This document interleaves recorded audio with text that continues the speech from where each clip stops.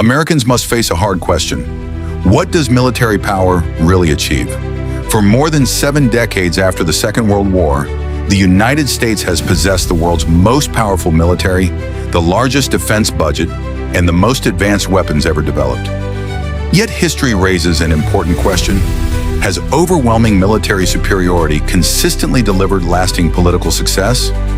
Power on the battlefield and success in achieving long-term political objectives are not always the same thing. Military victories can remove governments, destroy enemy forces, or win battles. But lasting peace depends on stable institutions, public support, diplomacy, economic recovery, and the willingness of local populations to accept new political realities.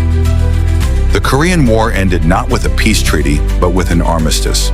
More than 70 years later, the Korean Peninsula remains divided, heavily militarized, and technically still at war. Vietnam became one of the defining conflicts of the 20th century. Despite years of military operations and enormous investment, South Vietnam collapsed in 1975, and the country was reunified under communist rule. It remains one of the clearest examples of the limits of military power when political objectives cannot be sustained. The Bay of Pigs invasion failed to overthrow Fidel Castro's government, while the Cambodian campaign could not prevent the eventual rise of the Khmer Rouge. These events demonstrated how difficult it is for outside powers to reshape another nation's political future. During the 1980s, the United States achieved rapid military success in Grenada and Panama. These were relatively small operations with limited objectives, including removing governments and capturing specific leaders. They showed that military force can accomplish narrow tactical goals under certain circumstances. The 1991 Gulf War is often regarded as one of America's most successful military campaigns. Coalition forces expelled Iraqi troops from Kuwait in a matter of weeks. However, later events in Iraq demonstrated that winning a conventional war is very different from securing long-term regional stability. The interventions in Somalia, Bosnia, and Kosovo produced mixed outcomes.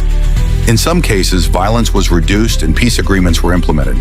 In others, foreign military involvement highlighted the complexity of ethnic conflict, state building, and humanitarian intervention. After the September 11th attacks, the United States launched its longest war in Afghanistan. The Taliban government was removed quickly in 2001, but after 20 years of conflict, the Taliban regained control following the U.S. withdrawal in 2021.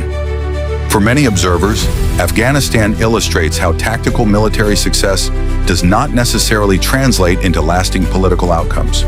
The Iraq War removed Saddam Hussein from power, but the years that followed saw insurgency, sectarian violence, and the emergence of extremist groups such as ISIS.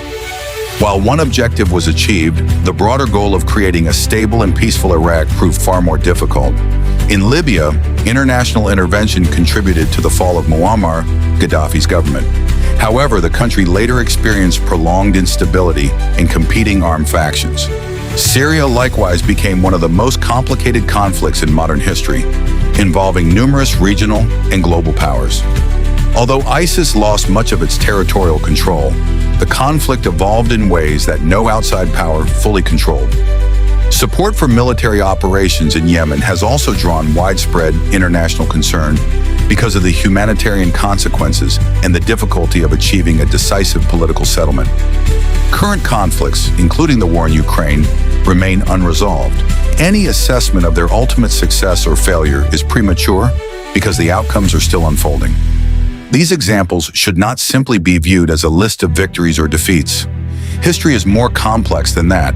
Some operations achieved immediate military objectives, but struggled to secure long-term political stability. Others ended in negotiated settlements rather than outright victory. Measuring success depends on the goals established at the beginning of each conflict. The larger lesson is that military power has limits. Aircraft carriers, stealth bombers, missiles, drones, and advanced technology can win battles, but they cannot automatically build functioning governments, create national unity, eliminate deep historical grievances, or guarantee lasting peace. For the rest of the world, especially smaller nations, these historical experiences offer valuable lessons. National security should never depend solely on military strength.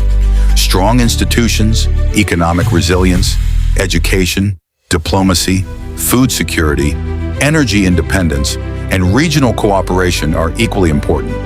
For Pacific Island nations, including Papua New Guinea and the wider Melanesian region, this history is a reminder that our greatest protection lies not in becoming battlegrounds for major powers, but in strengthening our own sovereignty, maintaining balanced foreign relations, investing in our people, and avoiding unnecessary entanglement in great power rivalries. History repeatedly shows that wars often leave lasting scars long after the fighting ends. Nations should pursue dialogue whenever possible and reserve military force for circumstances where it is lawful, necessary, and proportionate.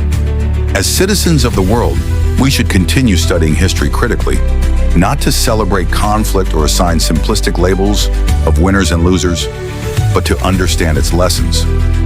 Only by learning from the past can future generations make wiser decisions that prioritize peace, justice, sovereignty, and human dignity over endless cycles of war. What are your thoughts? Can military power alone ever deliver lasting peace? Or does history show that political solutions ultimately matter more than military victories? Like, share, and follow PNG Ways for more discussions on history, geopolitics, sovereignty, and the future of the world.